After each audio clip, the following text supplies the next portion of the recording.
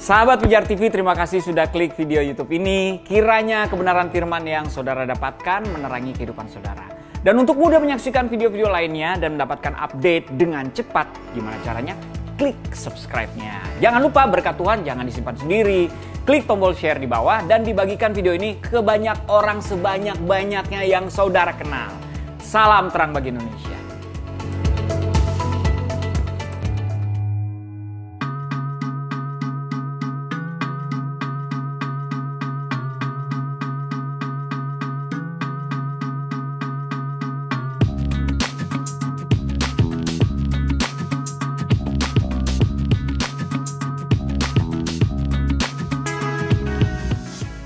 Halo, ketemu lagi kita di acara Selasa Berbagi. Saatnya kita untuk berbagi sama orang-orang dekat kita, sama tetangga kita, atau mungkin sahabat kita, saudara kita, orang-orang yang mungkin selama ini sebenarnya ada dekat kita, tapi kita mungkin udah lama nggak nyapa mereka, nggak coba untuk tanya apa yang mereka butuhkan, apa yang perlu didoakan mungkin. Karena mungkin selama ini mereka punya masalah, tapi juga ada nggak banyak orang gitu yang peduli sama mereka. Saatnya kita berbagi, baik itu berbagi tentang kebaikan ataupun juga berbagi Injil pada mereka supaya mereka juga bisa mendapatkan keselamatan seperti yang sudah kamu terima juga. Dan Selasa Berbagi ini juga mau ingetin kamu semua dan mengundang kamu untuk menjadi bagian dari Pijar TV untuk sama-sama mendukung apa yang dilakukan oleh Pijar TV. Karena sampai hari ini Pijar TV selalu konsisten untuk menyebarkan kabar baik sampai ke seluruh pelosok Indonesia. Itu semua karena dukungan kita semua. Oleh karena itu, teman-teman semua yang menyaksikan acara ini, silakan kamu bisa donasikan dana kamu untuk kita gunakan atau Pijar TV gunakan untuk penyebaran penayangan Pijar TV di satelit-satelit yang menjangkau area-area terpencil Indonesia. Nomor rekening BCA 5055-182121 atas nama Yayasan Pelayanan Media Indonesia dapat digunakan untuk menyalurkan donasi Anda.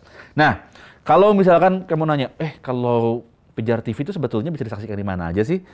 Kamu bisa saksikan pertama di Transvision channel 778 atau kamu juga bisa menyaksikannya lewat live streaming di www.pijar.tv dan kamu bisa menyaksikan penayangan Pijar TV selama 24 jam lewat live streaming tersebut.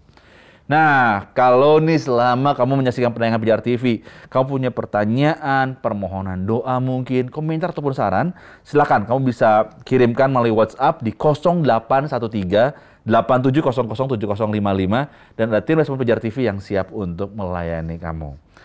Dan kami juga mengundang kamu semua untuk juga mampir ke online store-nya Pijar TV yang terdapat di Shopee ataupun Tokopedia.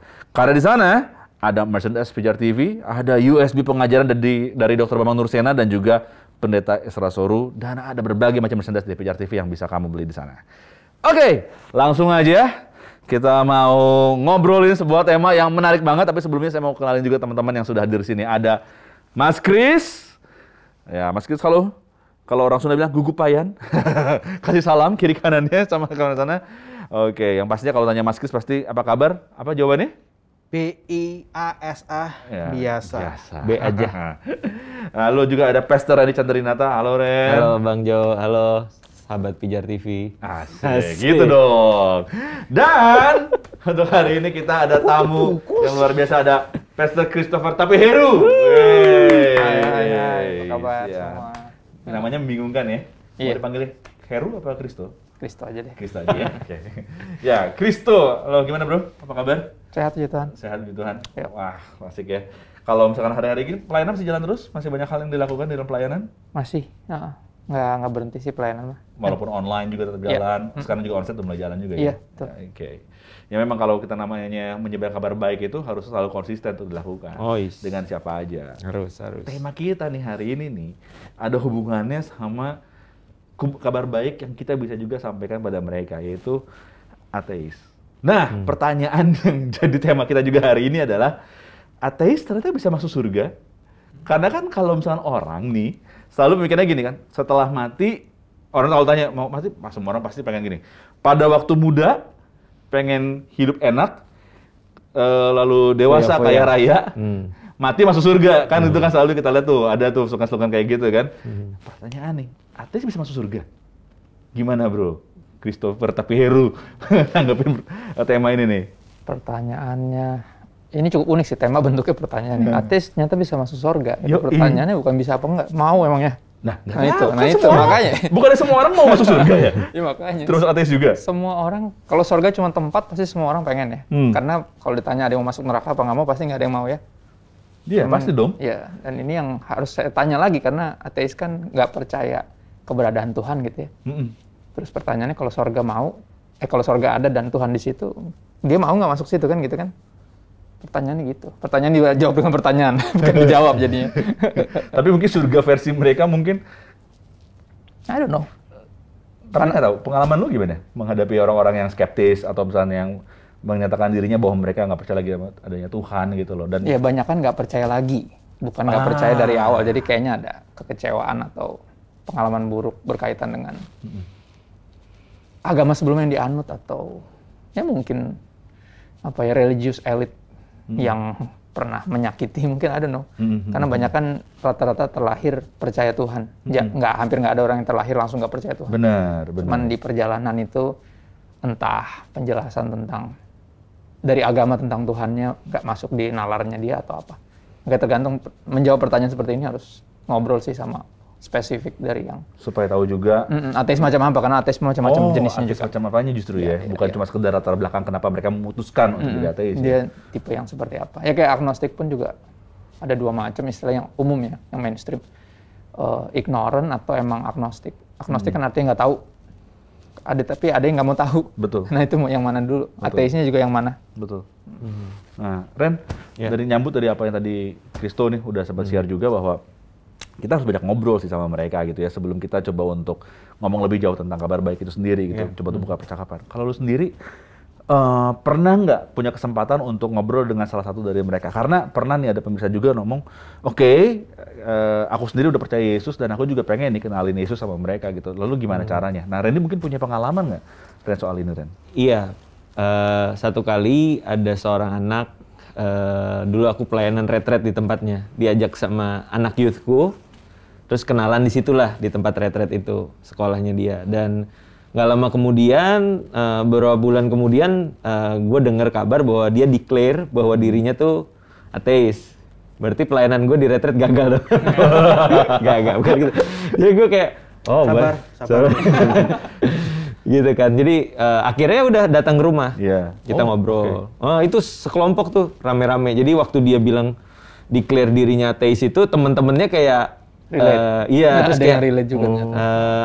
coba deh, ini kan kemarin baru retret, ayo kita ajak gitu. Siapa tahu bisa berubah pikirannya gitu kan. Ya udah, selama itu kita ngobrol,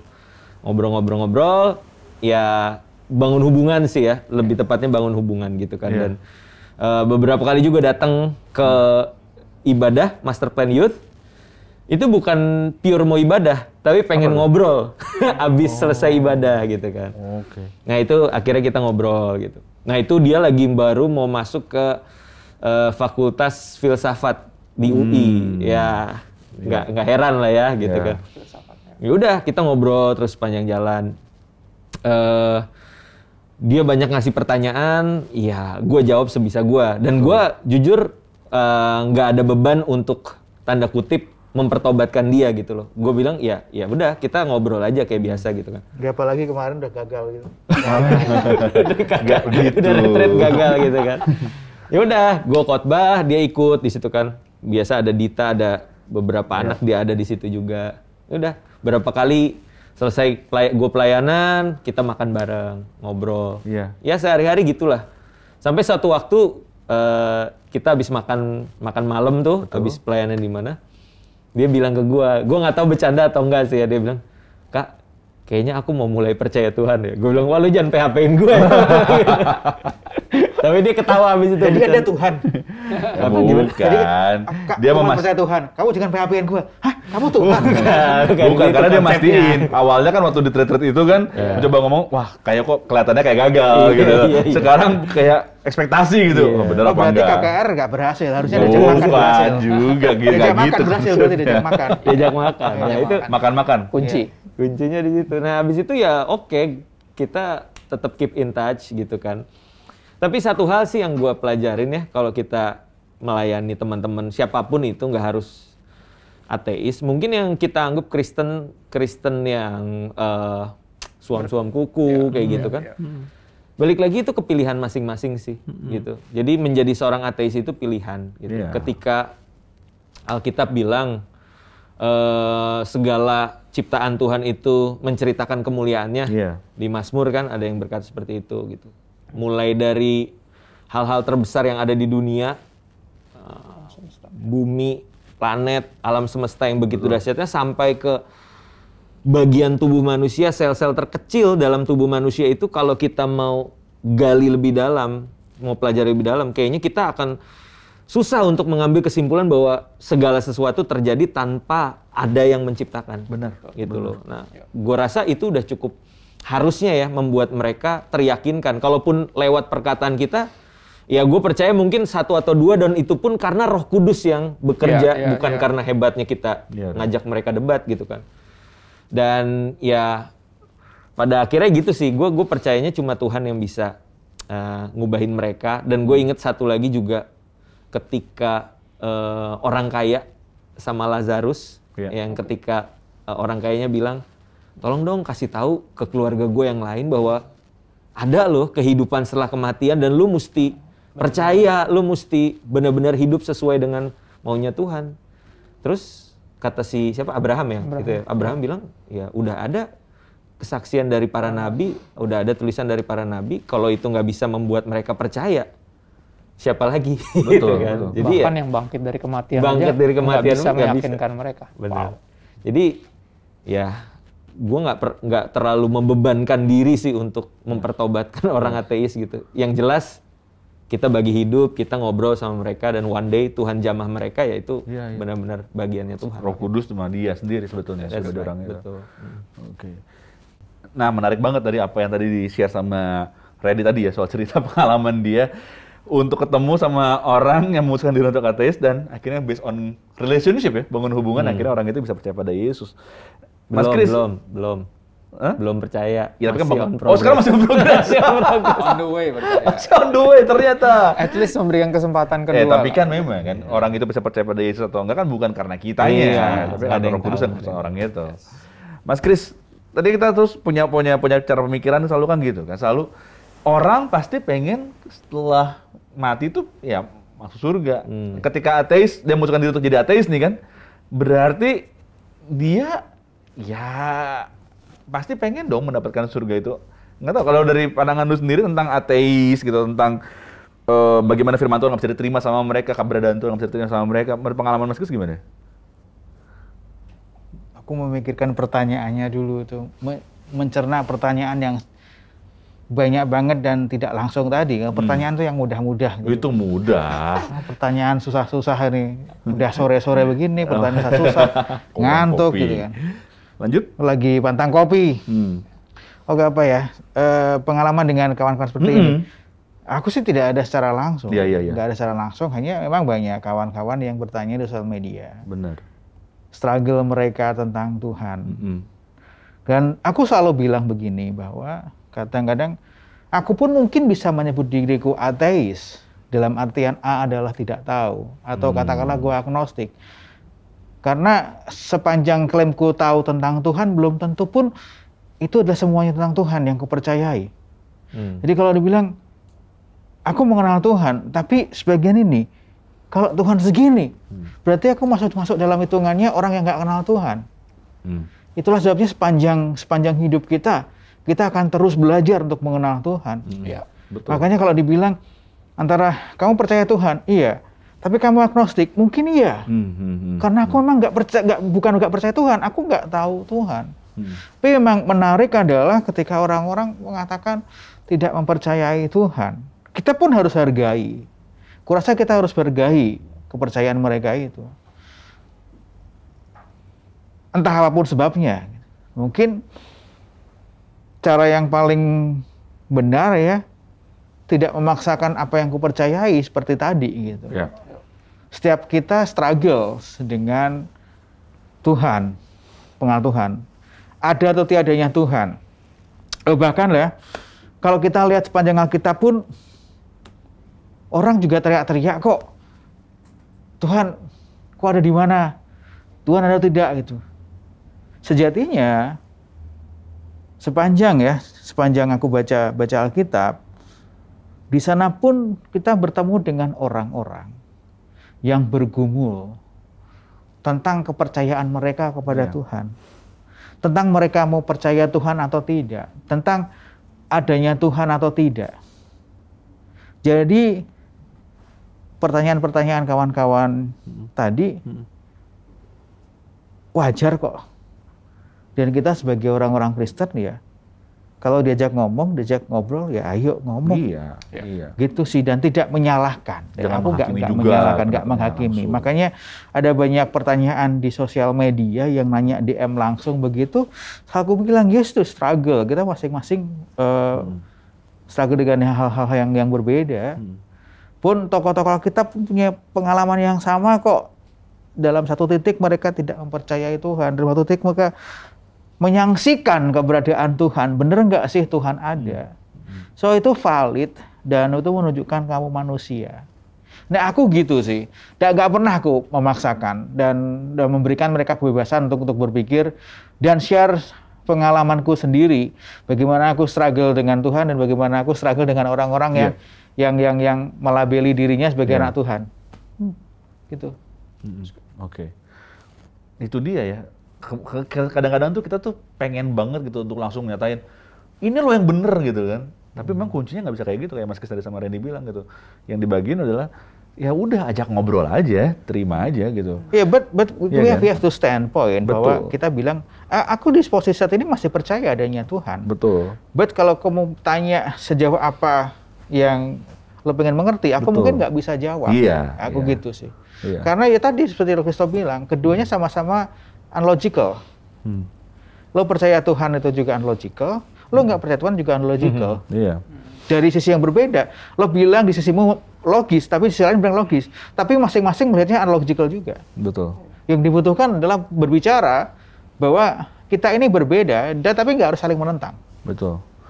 Ya, sekarang jadinya timbul lagi satu pertanyaan gini kan, seringkali kan kita nih sebagai orang percaya nih kan dianggapnya bahwa wah surga ini jangan-jangan disanggap eksklusif sama orang Kristen aja gitu, diklaimnya eksklusif doang. Ini ada pertanyaan, karena kita selalu selasa berbagi kan ngebahas tentang pertanyaan-pertanyaan yang masuk. Dan juga ada orang-orang yang nanya juga, gimana cara menanggapi, cara kita juga menjawab dan mendampingi orang-orang ateis ketika mereka punya pertanyaan. Salah satunya gini, kalau jalan menuju kebenaran itu adalah percaya bahwa Kristus adalah juru selamat, jadi golongan ateis itu bisa masuk surga atau enggak sih? Ya, paradoksnya memang gitu kan tadi kan, antara eksklusif atau lah itu kalau memang terbuka pintu buat siapa aja, harusnya juga ateis juga harusnya punya kesempatan juga untuk menikmati surga dong. Bro gimana? Ini kan pertanyaannya juga ada pernyataan di situ ya. Kalau jalan kebenaran itu adalah percaya bahwa Yesus adalah juru selamat, tuh kan Yohanes 14 ayat 6 ya. Yes. Dia bilang jelas ya. Akulah jalan kebenaran dan hidup, tak seorang pun bisa sampai kepada Bapa kalau tidak melalui aku ya. Yesus bilang kayak gitu. Dan artinya, terus pertanyaan berikutnya adalah jadi golongan ateis bisa masuk surga atau enggak? Tadi balik ke apa yang aku bilang di awal. Pertanyaannya emangnya mau gitu. Maksudnya ateis itu kan nggak percaya Tuhan ada ya. Kalau Tuhan nggak ada berarti harusnya surga dan neraka juga nggak ada juga berarti. Di dalam sebenarnya dalam pandangan seperti itu gitu kan. Tapi kalau emang benar ada surga, emangnya mau gitu. Karena yang aku percaya adalah surga itu bukan tempat buat orang yang takut masuk neraka. Wow. Ya kan, surga bukan tempat buat orang yang baik. Surga tempat buat orang yang diampuni, ya, mengenal dan mengasihi Tuhan. Yeah.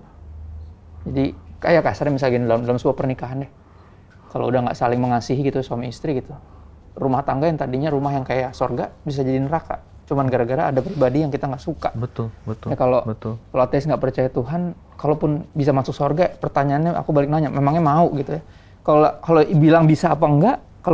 Kalau dari kata Tuhan Yesus, jelas enggak. Kan gitu ya, Yesus bilang sendiri. Pokoknya nggak percaya, barang siapa, saya nggak bisa kepada Bapa kalau nggak melalui Yesus. Kan gitu. Ya, kalau bicara bisa apa enggak, kalau apa yang Yesus bilang gitu ya, jelas enggak gitu. Tapi kalau dari pertanyaan ini, aku akan selalu balik nanya, emangnya mau? Kalau ada surga, emangnya mau masuk gitu. Karena di surga ada Tuhan, maksudnya sepanjang hidup aja nggak tertarik sama Tuhan. Gitu ya. Bahkan menyangkali keberadaan. Atau tadi sulit untuk percaya keberadaan. Oke, buat aku lebih relate, biasanya aku ngobrol sama teman yang agnostik. Karena kalau ateis kan nggak percaya Tuhan ada, agnostik percaya Tuhan ada tapi terlalu jauh Tuhannya, kan gitu. Bisa nggak saya mencapai sana? Saya nggak tahu artinya bisa nyari tahu, ya kan. Cuman aku pun sedikit banyak tadi Mas Chris bilang, aku juga dalam beberapa hal agnostik. Aku nggak tahu alien ada apa enggak. Gitu ya. Apakah ada kehidupan lain di luar dari bumi? Nggak tahu. Tapi yang pasti aku tahu, ya seperti yang dinyatakan kepada kita adalah Tuhan itu ada, dan Tuhan itu sangat mengasihi kita sehingga 2000 tahun yang lalu Dia firman-Nya jadi manusia, Dia utus anaknya untuk hidup sempurna, ganti hidup kita yang berantakan, mati sebagai tumbal di kayu salib, biar kita nggak perlu binasa. Itu yang aku tahu. Ya dalam banyak hal aku nggak tahu. Dan aku akan remain agnostik di titik-titik itu ya. Seperti tadi Mas Peter bilang. Ya mungkin kita cuma taunya segini dan Tuhan ternyata. Betul. Tapi yang segini ini udah cukup untuk kita bisa percaya. Cuman ya tadi banyak kan teman ateis biasanya ngerasa nggak cukup segini. Saya butuh lebih banyak bukti, data atau proof yang kelihatan atau whatnot gitu. Itu sih. Kalau dari aku ya. Evidence. Ren gimana Ren? Lu punya tanggapan soal ini Ren? Pertanyaan ini Ren? Iya, menurut gue sih ngobrol sama orang ateis itu juga nggak sesimpel itu ya. Karena kan ateis itu juga bisa dibilang belief sistemnya seseorang gitu kan, sistem kepercayaan. Dan kalau menurut gue sih kita mesti dengerin juga nih, karena background mereka untuk memutuskan jadi ateis kan juga berbeda-beda. Kalau mereka misalkan memutuskan untuk jadi ateis karena luka atau pengalaman traumatis dengan orang-orang bertuhan, orang-orang beragama, ya itu pasti penanganannya lebih ke personal, terus juga ada konselingnya juga gitu kan. Tapi ada juga yang memang memutuskan untuk jadi ateis itu based on logiknya mereka gitu. Dan biasa sih kalau gue ngobrol sama mereka yang based on logic, gue akan tanya gini, karena kan ini bicara soal surga dan neraka juga ya gitu.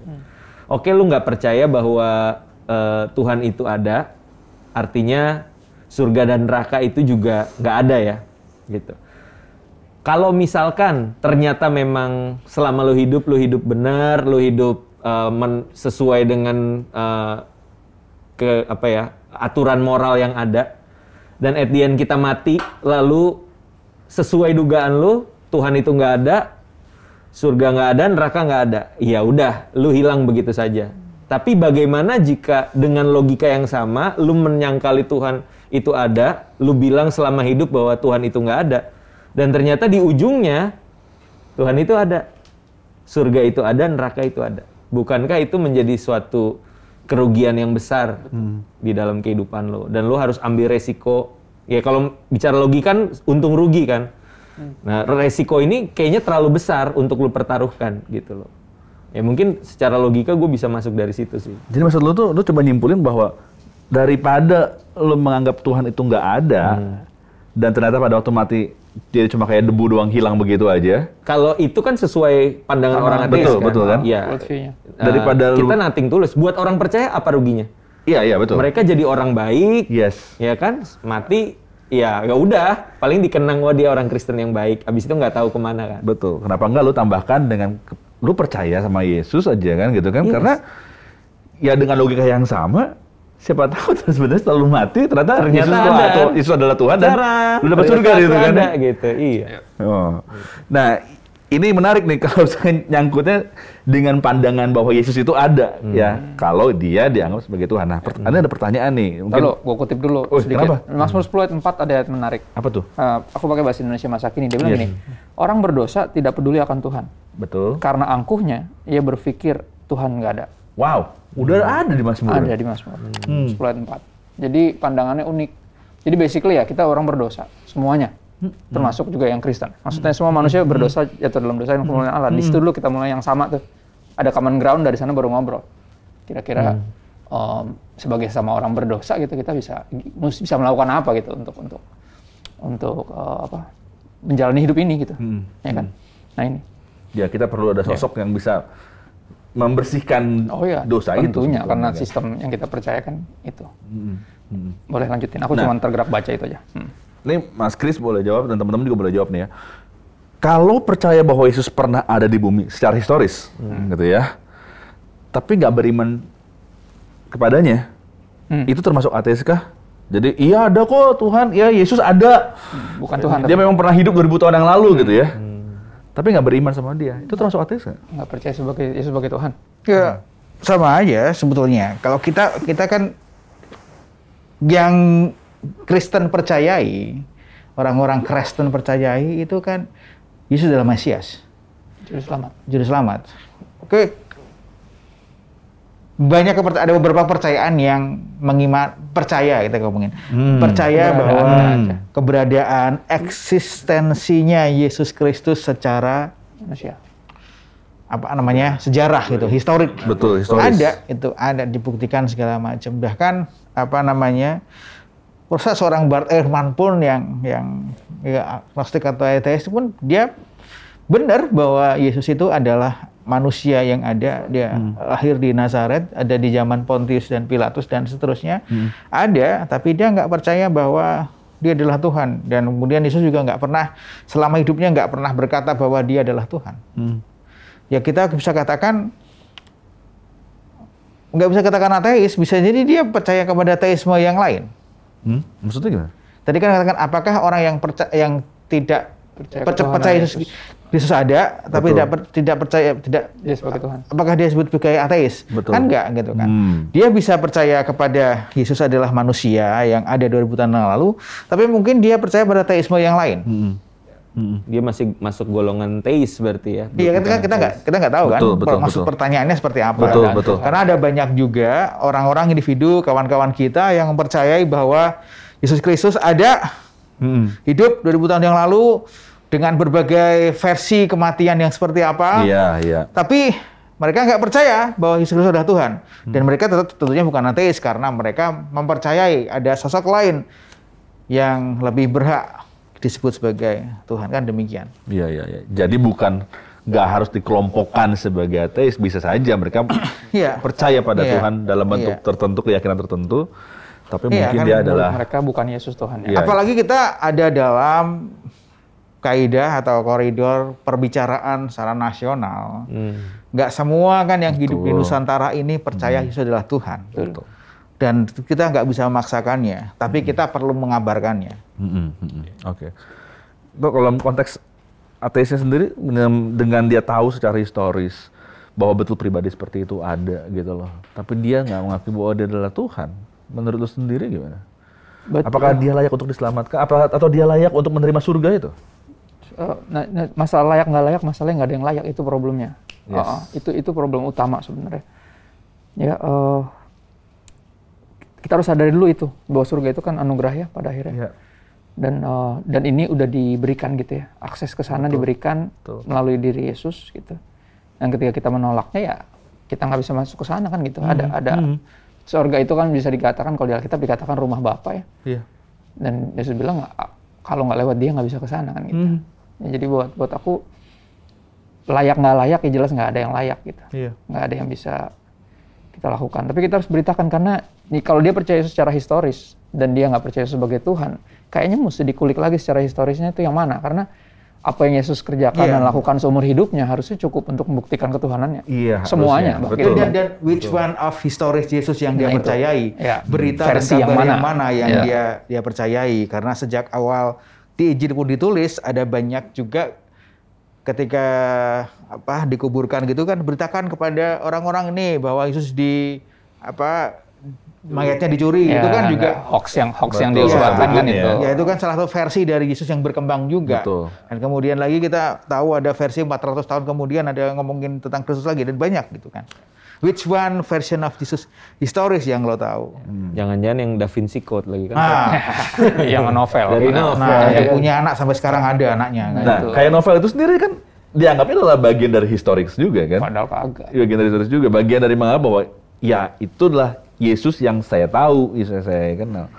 Tapi apakah artinya mereka juga bisa untuk digolongkan sebagai orang ateis juga berdasarkan sejarah aja? Ya makanya per definisi ateis itu kan tidak percaya keberadaan Tuhan kan. Keberadaan Tuhan Ya, itu keberadaan bawah Bukan ya. Tuhan Yesus tuh. Bukan Tuhan Yesus, tapi keberadaan greater being gitu kan. Jadi ya kalau dia percaya sejarah yang menurut dia benar itu adalah sejarah ya susah juga ya, itu haknya dia kan gitu.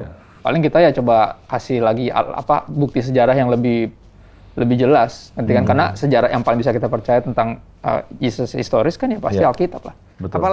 Apalagi kalau ngomongin ateis atau non ateis itu kan. Kekristenan sendiri, orang-orang Kristen abad pertama oleh orang-orang Romawi itu dipandang ateis.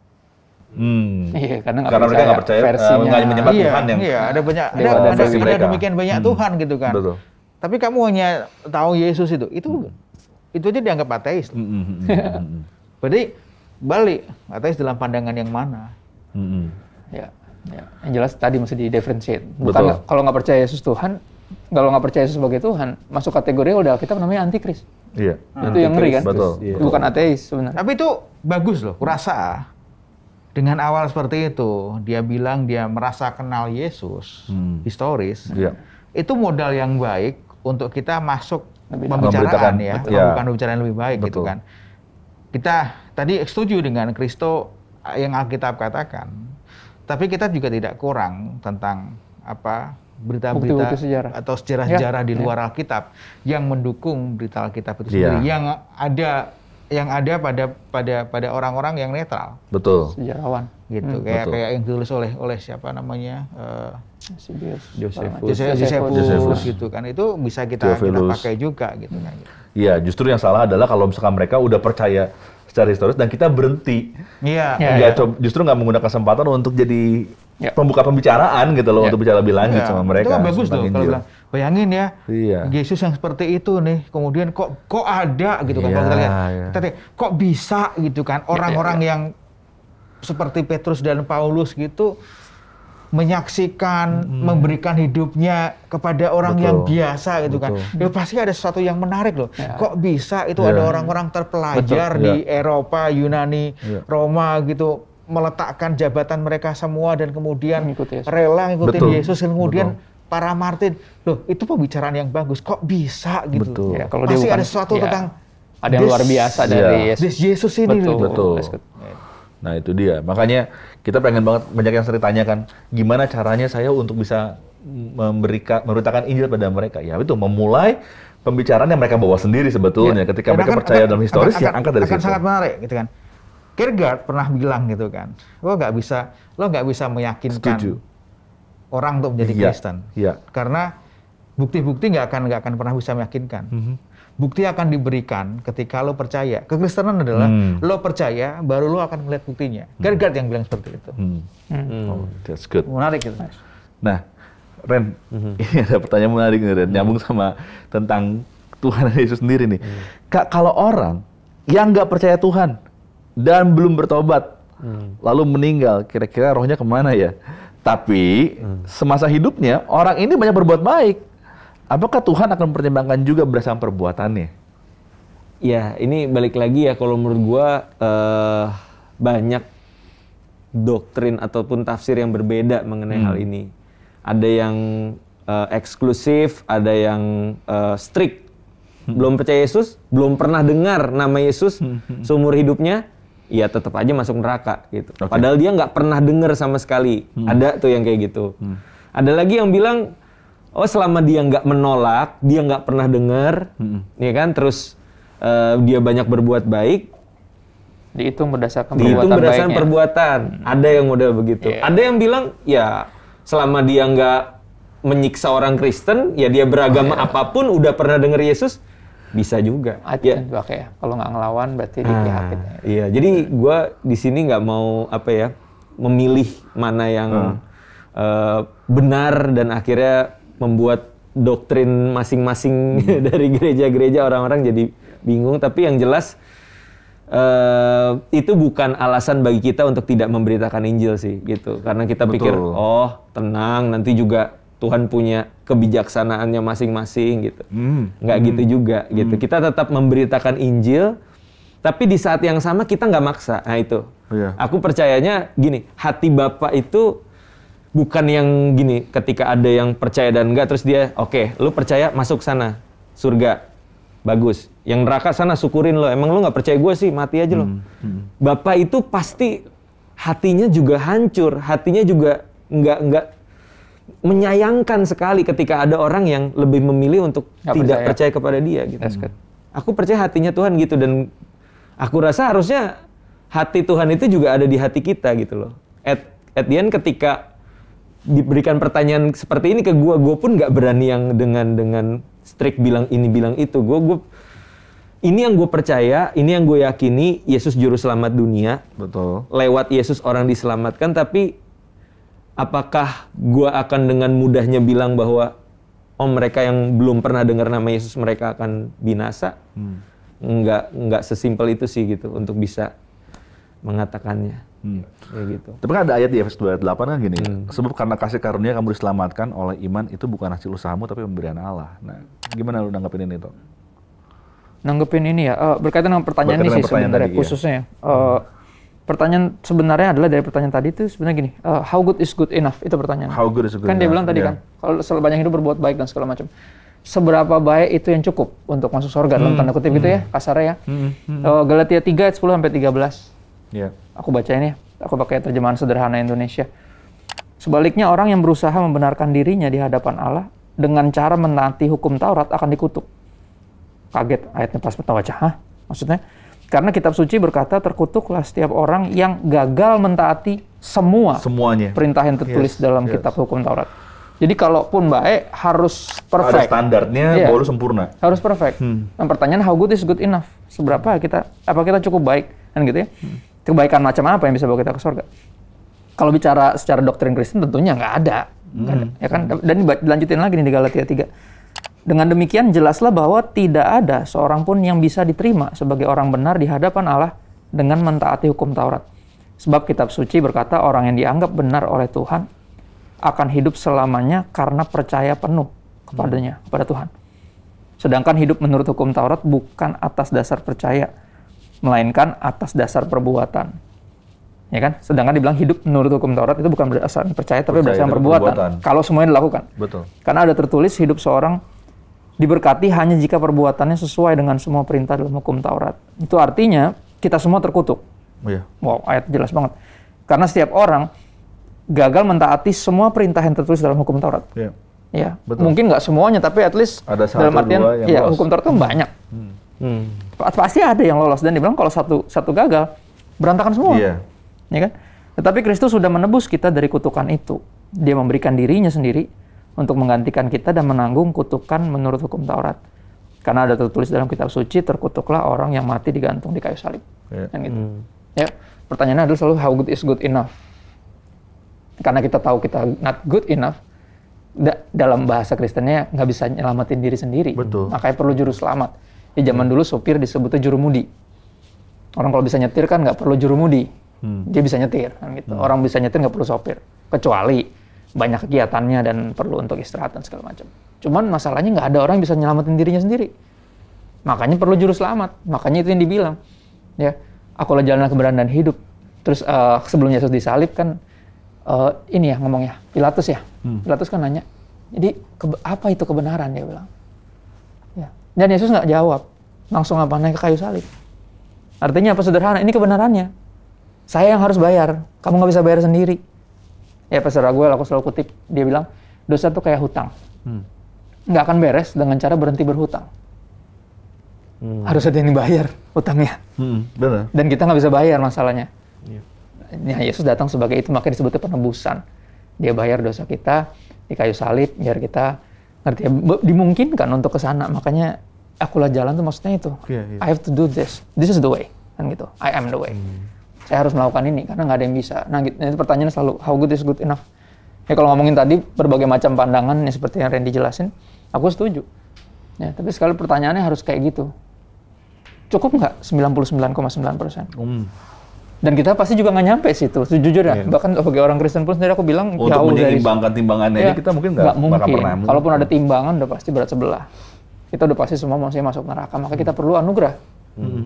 Hanya Dia yang bisa bayar harganya untuk kita masuk ke sana. Dan ini argumen relate banget kalau kita ngomongin sama sesama teis ya.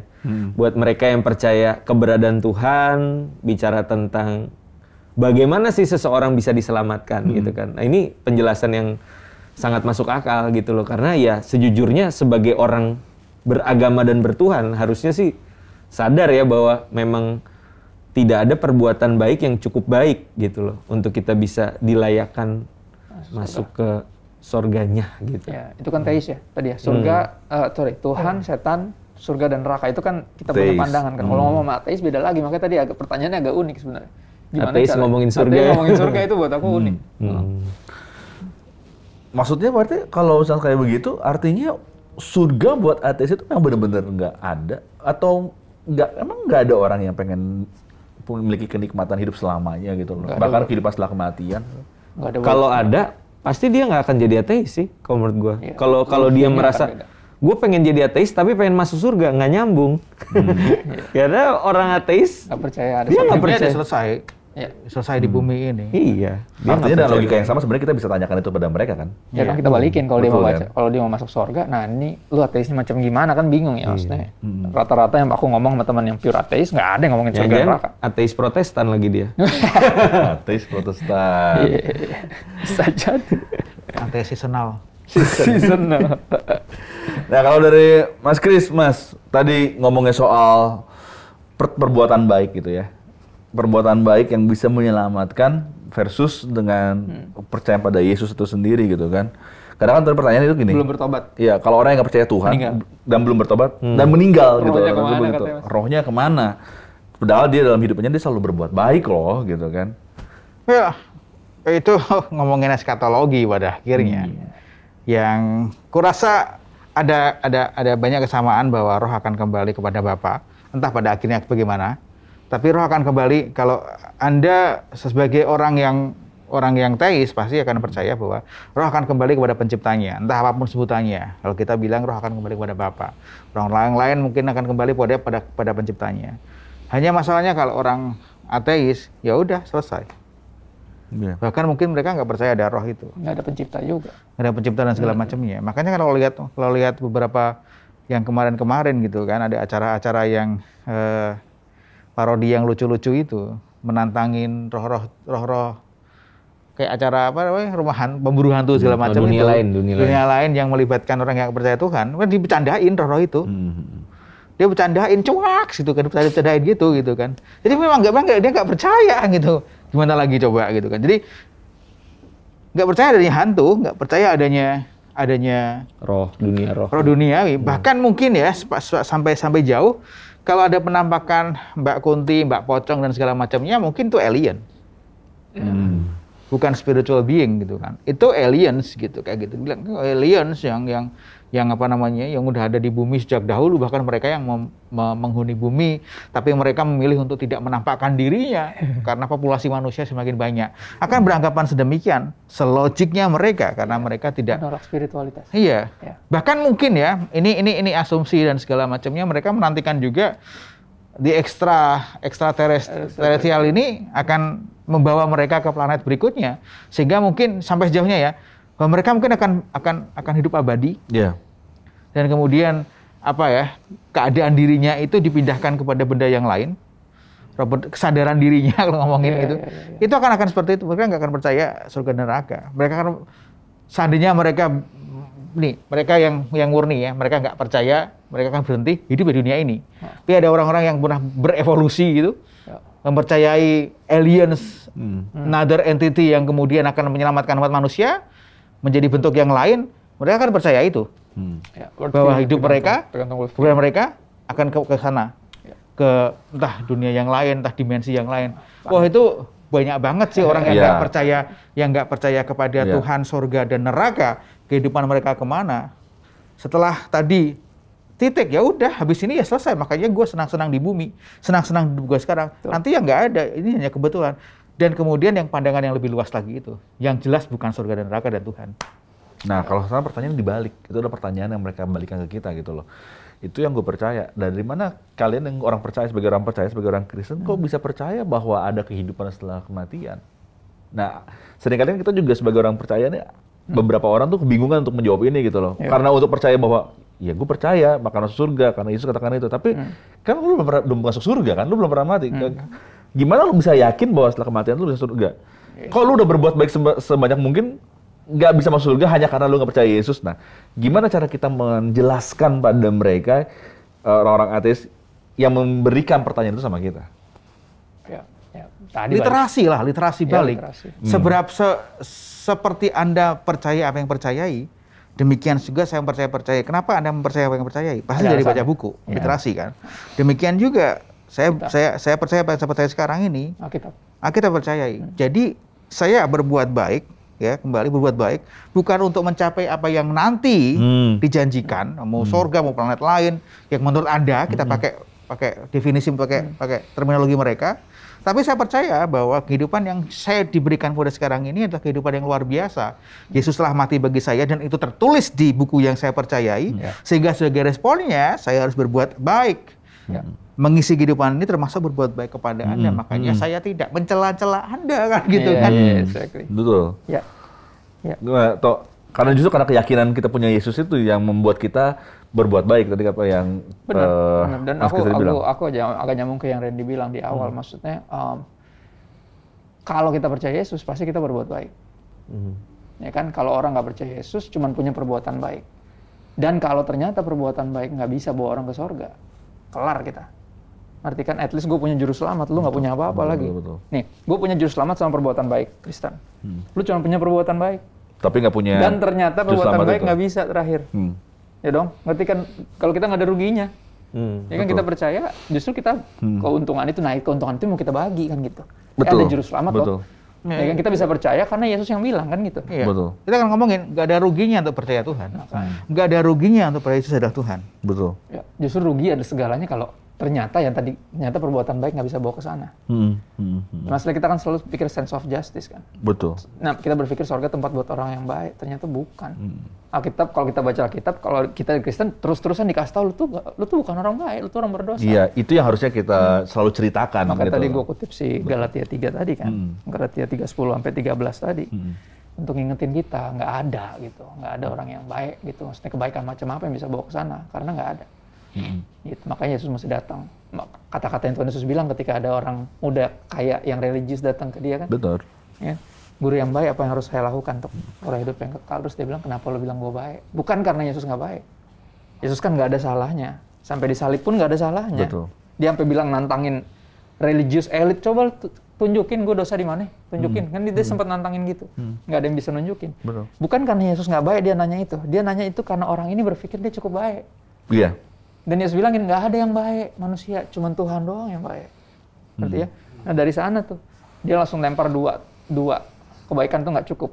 Yang pertama, agama. Iya. Hukum Taurat langsung. Terus orang muda bilang apa? Dari kecil saya udah bikin. Saya udah lakuin itu semua kok. Itu mah udah beres. Oke, satu lagi yang kurang. Jual semua yang lu punya. Kasih ke orang miskin. Terus baru ikut gua. Dia nggak bisa loh. Nah kalau dia bisa melakukan, anggap dia dijual semua yang dia punya. Cukup nggak untuk bisa masuk surga? Nggak cukup. Still nggak. Makanya saya bilang apa? Baru kalau udah beres, nggak ada yang mengikat kamu, ikut saya. Karena kuncinya masuk surga. Tetap ujungnya adalah ikut Yesus. Tetap ujungnya itu. Kalau dia nggak ngomong gitu, kita nggak akan dalam tanda kutip senyolot ini untuk nginjil. Masalahnya dia ngomong gitu. Nah kalau Yesus Tuhan bagi saya harus nurut dan percaya apa yang dia bilang. Betul. Dan dia perintahkan. Menginjil kan perintahnya Yesus. Bukan mau-maunya kita. Iya. Kan gitu. Kalau Yesus bukan siapa-siapa, buat lu ya terserah. Karena jujur banyak Kristen yang prosetan. Ya dong, Kristen tapi nggak mau nginjil. Aneh. Kristen plus setan.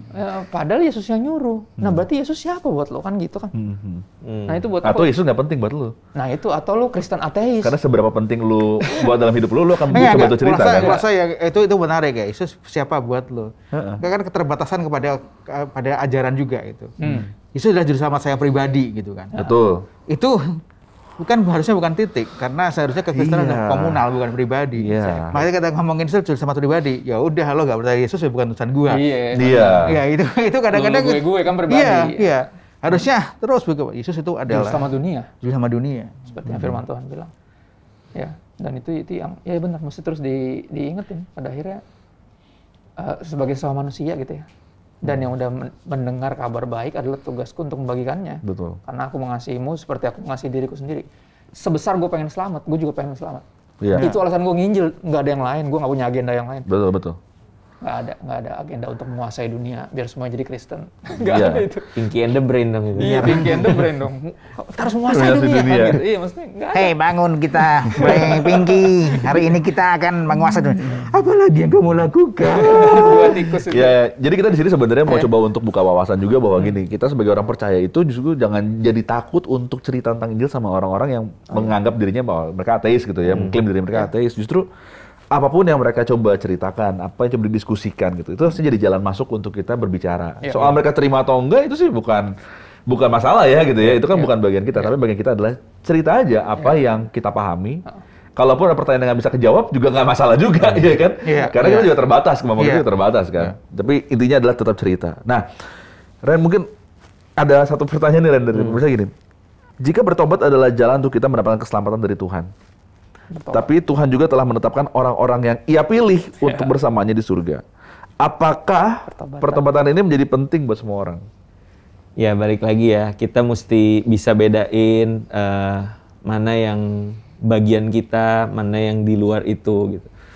Bagian kita itu adalah mengerjakan pertobatan. Bagian kita adalah merespon dengan benar. Yang bagian pilihan-pilihan itu urusan Tuhan. Jadi kita bukan bagian kita untuk menentukan, wah kayaknya gue dipilih, Kristo dipilih. Yang itu kurang tuh, itu kayaknya nggak dipilih kayak gitu kan. Nggak gitu. Ya jadi kalau kita mencampur adukan ini, ya yang terjadi pasti akan ada ekstrim-ekstrim yang aneh jadinya. Ya bisa jadi nggak nginjil malah. Ayo udah kan, udah ada yang dipilih gitu. Kalau Ya. nggak dipilih kita capek-capek. Benar. Bahkan jadi kesempatan buat orang itu berbuat dosa aja kan udah dipilih. Banyak eksesnya juga gitu. Oke, kita percaya Alkitab katakan bahwa Tuhan yang pilih. Tapi itu bukan alasan bagi kita untuk justru malah melakukan hal-hal yang tidak ada di dalam bagian kita gitu loh. Jadi ya Responnya adalah itu ya. Makanya namanya lucu ya, dalam bahasa Inggris tanggung jawab itu kan responsibility. Betul. Lucu ya. Jadi Tuhan mengasihi kita, Tuhan mengampuni kita, Dia menyelamatkan kita. Responsibility. Kita ngeresponnya gimana? Kalau kita nggak bertanggung jawab, berarti kita nggak punya kemampuan untuk ngerespon. Tapi kan kita punya. Respon kita apa? Pertobatan. Itu bagian kita kan. Bukan Tuhan yang harus bertobat, kita yang harus bertobat. Gitu. Nah, soalnya ada orang bilang gitu, wah Tuhan harus bertobat, masa dia gini di perjanjian lama, terus baru gini, ngerti kan? Itu di luar dari itu. Cuman pertanyaan dia di ujungnya kan gitu ya, apakah pertobatan itu jadi penting bagi semua orang? Itu pertanyaannya. Jawabannya adalah jelas penting. Dari Yohanes Pembaptis gitu ya, sampai Yesus sendiri mengkhotbahkan kebenaran yang sama. Bukan percaya atau binasa, bertobat atau binasa. Karena kepercayaan yang nggak membawa pertobatan, kepercayaan yang disia-siakan, iman yang mati kan dibilang tanpa iman tanpa perbuatan kan mati. Perbuatan itu yang disebut pertobatan. Betul. Itu. Ya. Tuhan jelas, nah gini, berbicara tentang pilihan tadi. Tuhan jelas tahu siapa aja yang Dia pilih atau terpilih, the chosen ones. Tapi kita nggak tahu. Nah, pertobatan adalah tanda seorang itu terpilih. Dan ini bukan buat menghakimi orang. Wah, dia belum bertobat, berarti dia nggak terpilih. Bukan. Gue udah bertobat belum? Kalau gue belum bertobat, jangan-jangan gue bukan salah satu yang terpilih. Ngerti nggak maksudnya? Nah, itu pertanyaannya. Karena kita nggak tahu siapa aja yang dipilih, pertobatan jadi tanda bahwa kita dipilih atau enggak. Dan aku selalu ingetin, ini bukan buat untuk menghakimi siapapun pilihan atau bukan gitu. Tapi kita reflektif itu ke kita. respons. Iya, gue udah bertobat belum? Betul. Kalau ciri-cirinya orang yang dipilih kan pasti hidup dalam pertobatan itu, mengerjakan keselamatan dengan takut dan gentar, menghasilkan buah pertobatan kalau kata Yohanes Pembaptis. Betul. Ya kan bukan cuma sekedar profession of faith atau ngerasa kayak keturunan orang percaya jadi akhirnya umat pilihan. Semuanya kan jadi kan selamat, gitu ya. ya. Yohanes kan waktu itu ributin itu kan. Kenapa lu pikir lu karena lu anak Abraham maksudnya? Tuhan juga bisa dari batu-batu ini angkat anak Abraham kan gitu. Ya hasilkan buah yang sesuai dengan pertobatanmu kan. Pertobatan tetap penting, sentral. Markus 6 ayat 11 sampai 12, aku bagiin ini aja. Dan kalau ada suatu tempat yang tidak mau menerima kamu, dan kalau mereka tidak mau mendengarkan kamu, kata Tuhan Yesus, keluar dari situ. Kebaskanlah debu yang di kakimu sebagai peringatan bagi mereka. Jadi buat aku, sampai seperti kita obrolin dari tadi ya, bagian kita selalu menceritakan kenapa kita percaya. Dan nanya, kenapa lu nggak percaya? That's it. Nggak pernah bagian kita untuk memaksakan. Yesus juga bilang, kalau ada yang nggak mau nerima kamu, dan nggak mau dengerin, kebaskan debu, pergi. Sebagai peringatan, at least gue udah ngasih tahu. Bukan untuk ancaman ya, bukan. Terus kita bilang gini, Markus tulis, lalu pergilah mereka memberitakan bahwa orang harus bertobat. Harus. Ya. Ini kan pertanyaan tadi kan, penting nggak pertobatan bagi manusia? Ya penting, orang harus kok. Gitu sih. Nah, kalau misalkan pertobatan itu adalah respons kita ketika karena kita percaya Yesus gitu loh. Terus bagaimana dengan orang yang pertobatannya tuh nggak konsisten gitu loh. Nanti dia tobat, nanti kadang-kadang dia akhirnya melakukan hal yang Tomat. ya, Tobat kumat. yang salah lagi. Apakah itu artinya bahwa dia bisa disamakan menjadi orang yang tidak percaya Tuhan melalui perbuatannya dia? Ya, aku tahu siapa menjawab. Boleh. Oh ya, Chris, Om Chris. Tunjuk. Mas Chris dulu. Ya, aku rasa itu proses lah ya ketika undangan invitation untuk bilang bertobatlah gitu kan, atau mulai dari ikutlah aku tadi itu dan kemudian bertobatlah, renewal pikiran.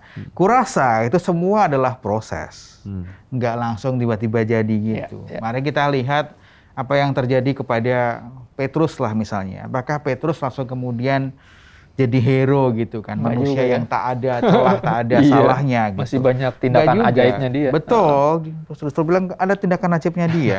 Tiga setengah tahun ngikutin Yesus, paling tidak sehari 10 jam dia dimentorin Yesus, ya kan. Kurang apa coba? Yesusnya ditangkap gitu, dia sangkal, dia lari. Wah nggak kenal gua nggak kenal Randy gitu kan. Misalnya gitu kan. Padahal hashtagnya teman. Padahal temannya Pastor Randy gitu kan. Terus tidak menyelamatkan ternyata. Iya, berangkat bareng gitu kan, diajak makan bakso gitu kan. Dia bilang, oh enggak, bukan teman saya gitu kan. Enggak kan gitu kan, nggak mungkin gitu. Berarti bukan sesuatu yang terjadi instan.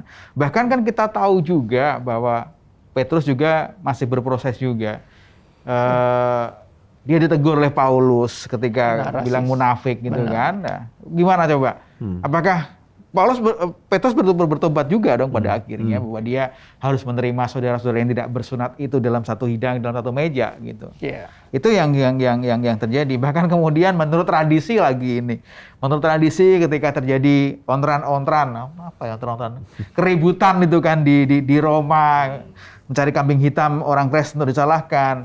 Petrus lari keluar kota dan kemudian ketemu Yesus di jalan. Yesusnya mau ke Roma, bilang, Tuhan mau kemana? Mau disalibkan lagi untuk kedua kali gitu kan. Nah itu kan sebuah apa ya, bahwa bukti lah bagi saya bahwa tadi enggak lah, orang masih bisa jatuh bangun.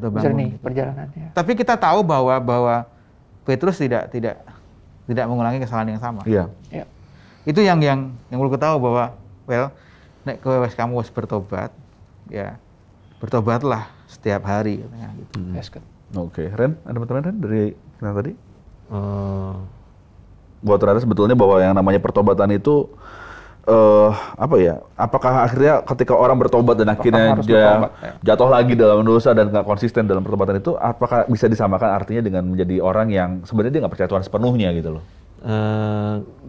Gue rasa jadi ini juga ya, kita mesti pahami seperti yang Mas Kris tadi jelasin bahwa nggak segampang itu juga kita bilang dia nggak percaya Tuhan gitu loh. Jangan mudah untuk menghakimi. Benar, gue percaya ada memang yang prosesnya berbeda-beda, ada yang cepat, ada yang lama gitu kan. Tapi yang buat gue justru modal utama yang penting itu ketulusan hati sih. Saat dia menjalani kehidupan dengan hubungannya dengan Tuhan, dia nggak munafik, dia nggak yang kayak pencitraan, dia nggak yang kayak cuma ngejar target-target agamawi gitu loh. Tapi benar-benar ini kayak ya sebuah perjalanan iman di mana dia benar-benar tulus menjalaninya. Gue rasa nggak masalah sih di dalam jatuh bangunnya itu ya. Kecuali ya dia berpura-pura, dia malah justru memanfaatkan kasih karunia untuk terus tinggal dalam dosa. Nah, itu yang jadi masalah sih. Gitu. Nah, teman-teman, semoga apa yang kita bagiin hari ini tuh benar-benar ngebuka cara berpikir kita ya. Karena temanya memang clickbait banget gitu ya. Ateis ternyata bisa masuk surga, ada tanda tanya tapi belakangnya gitu ya. Nah, kalau boleh disimpulin nih dari Kristo, lalu juga ke Mas Kris atau ke Randy, apa yang kira-kira kita bisa simpulin dari pembicaraan kita hari ini mengenai ateis ini ya? Ya dari obrolan kita ya dari tadi, maksudnya apa sih ruginya percaya sama Tuhan? Wow, benar. Ya kan pada akhirnya salah satu anugerah terbesar bagi manusia itu kita bisa minta tolong sama pribadi yang lebih kuat dari kita. Dan kalau kita bisa berdoa kepada Tuhan yang kita tahu lebih berkuasa dari kita, kan gitu. Nah, sebagai desainer grafis, basically aku susah jadi ateis. Kenapa? Karena aku percaya semua yang indah pasti ada yang bikin. Gitu ya, lukisan, lagu gitu. Logisnya begitu. Selalu gitu. Jadi buat aku untuk ke sana tuh kasarnya aku bisa, ini kesimpulanku ya, aku nggak punya cukup iman yang besar untuk bisa jadi ateis. Susah justru kalau buat aku personal. Tapi buat para teman-teman yang ateis, ya pertanyaan aja sederhana, apa sih ruginya percaya sama keberadaan Tuhan? Ya itu sih paling. Kalau dari aku, dari obrolan kita sama ya. Iya. Dan kita di sini yang percaya Tuhan nggak ada kerinduan atau maksud untuk memaksa, karena harusnya sesuatu yang natural ya untuk mengenal, mengasihi dan percaya. Yes. Itu kan sebuah perjalanan ya. Dan itu personal antara kita sama Tuhan, dan itu sih kalau dari aku. Mas Kris? Bagi saya, kita semua punya pilihan. Anda diperhadapkan dengan pilihan-pilihan. Bagi saya gini, situasi kita ya, mungkin diperhadapkan dengan situasi yang sama. Dan kemudian kita harus memilih untuk memutuskan sesuatu. Tapi ketika saya saat ini ada Tuhan di balik semuanya, dan keputusan saya ambil karena saya punya harapan pada Tuhan, akan berbeda dengan keputusan saya ketika saya ambil keputusan tanpa ada harapan dengan Tuhan. Dan kurasa nggak ada, mengulangi kata Kristo, kayak nggak ada ruginya untuk nggak hanya meletakkan kepercayaanmu, tapi meletakkan pilihanmu dan harapanmu kepada Tuhan. Karena di mana Anda bisa mempercayai Tuhan, di situ Anda menemukan harapan. Selama Anda hidup, Anda pasti ingin punya harapan. Betul. Dan bagiku saat ini ya, bagiku hanya Tuhan yang bisa diharapkan. Yang bisa diharapkan. Pengharapanku. Kesimpulan dari ini. Gue nambahin gitu ya buat kesimpulan. Jadi gue keinget kemarin tuh sempat baca jurnal. Jurnalnya ini bicara tentang Eropa yang dipenuhi dengan orang-orang yang sangat logis dan akhirnya nggak percaya Tuhan. Nggak percaya Tuhan, ateis bermunculan di mana-mana. Cuma yang menarik di Norwegia itu ternyata tingkat spiritualitas itu meningkat. Betul. Kenapa? Karena ternyata di balik mereka yang merasa dirinya itu ateis, nggak percaya Tuhan, ada beberapa orang yang merasa rumahnya itu dihantui. Jadi ada rumahnya tuh ada hantunya. Terus? Dan dia ada satu pendeta di sana yang which is itu minoritas sekarang di tengah ateis gitu. Tapi pendeta ini doain rumah dan rumah itu nggak ada hantunya lagi. Gitu. Nggak ada yang gangguin. Nggak ada yang gangguin. Nah itu memaksa orang-orang yang tadinya ateis yang sangat logis, akhirnya harus percaya kepada suatu pribadi yang punya kuasa supranatural itu, yaitu Tuhan sendiri kan gitu. Dan ini menarik buat aku. Ini PR buat kita sih sebagai anak Tuhan yang katanya dipenuhi Roh Kudus, yang katanya berjalan bersama dengan kuasa gitu loh. Adakah hidup kita juga, iya walaupun secara alami, secara natural, tapi ada kuasa supranatural yang berbeda yang dari yang dunia ini miliki. Jadi kalau gue bilang kita pendekatan kepada ateis selalu dengan cara yang logis, mungkin akan selalu bentrok. Betul. Tapi kalau kita percaya bahwa ada kuasa supranatural itu, which is mereka nggak punya itu, dan siapa sih yang nggak mikir dua kali ketika kok ada ya ternyata ya kuasa yang bisa kayak gini, ya kan? Dia mulai berpikir ke arah sana. Jadi buat gue anak Tuhan, ayo mulai make a difference, berfungsi lah gitu loh untuk menjadi pengusir hantu. Apa? Pengusir hantu. Bukan itu. Ya itu salah satunya lah aspek ya gitu. Tapi kan banyak aspek yang lain. Selain itu juga kasih yang berbeda, ya kan dunia punya kasih yang bersyarat. Kita kasih kalau sampai ada satu yang kena, pasti kita akan marah dan akhirnya jadi memutuskan untuk tidak mengasihi. Tapi orang Kristen harusnya punya kasih yang berbeda gitu. Wow. Jadi perbedaan itulah yang harusnya jadi bukti buat teman-teman kita yang ateis. Bukti apa adanya percaya sama Tuhan dan enggak. Apa untungnya dalam apa difference yang, karena biasanya itu yang dicari. Terutama dalam tindakan kita yang mencerminkan ada Tuhan dalam kehidupan kita, sehingga mereka juga mempertanyakan apa yang mereka yakini sebetulnya gitu kan. Selalu balik ke situ sih, mereka pengen lihat bedanya apa. Makanya mereka berusaha selalu buktikan bahwa gue juga bisa moral kok. Betul. Lu baik, gue juga bisa. Gue bisa lebih baik dari lu malah. Kayak ada perlombaan yang kita nggak perlu ke situ. Kita tunjukin aja karena keimanan saya kepada keberadaan Tuhan, kepada Tuhan sendiri, saya melakukan semua yang saya lakukan sekarang. Wow, thank you teman-teman. Apa yang kita angkat, tema kita hari ini diangkat dari sebuah pertanyaan yang pernah kita terima juga adalah, saya percaya pada Yesus, tapi bagaimana saya harus menceritakan tentang Yesus sama mereka gitu loh. Karena seringkali orang ateis itu, mereka begitu tetap sama pendiriannya, dan sepertinya sulit untuk cerita. Tapi kan dari pembicaraan kita tadi adalah, gak perlu sulit atau seperti kesulitan untuk bercerita tentang Yesus. Karena cerita tentang Yesus itu mulai dari kehidupan kita. Cerita tentang kehidupan kita, bagaimana kita menjalani hidup, dan bagaimana kita menaruh harapan pada Kristus. Sisanya, itu biarkan Roh Kudus yang menyembuh orang itu. Karena bagian kita bukan membuat orang itu akhirnya percaya pada Tuhan atau tidak, tapi bagian kita adalah bercerita. Dan Ken Ham, saya mau ngetip satu pernyataan dari Ken Ham, seorang penginjil. Dia pernah bilang gini, seorang ateis datang kepada dia, kalau Tuhan itu ada, coba suruh dia datang secara fisik dan tunjukkan dirinya. Dan saya menjawab, dia sudah pernah datang ke bumi dan dia sudah memberikan nyawanya di atas kayu salib untuk aku dan kamu, untuk menebus dosa pelanggaran kita. Itu buktinya. Dan semoga apa yang kita diskusikan hari ini bisa menjawab juga. Dan juga kalau teman-teman masih punya pertanyaan, silakan bisa tulis di kolom komen, atau teman-teman juga bisa langsung aja WA ke 0813 8700 7055, dan tim respon kita, tim respon Pijar TV siap untuk melayani kamu semua. Thank you, Kristo, buat Randy dan juga Mas Kris hari ini. Dan kita ketemu lagi minggu depan di Selasa Berbagi. Pijar TV, salam terang bagi Indonesia.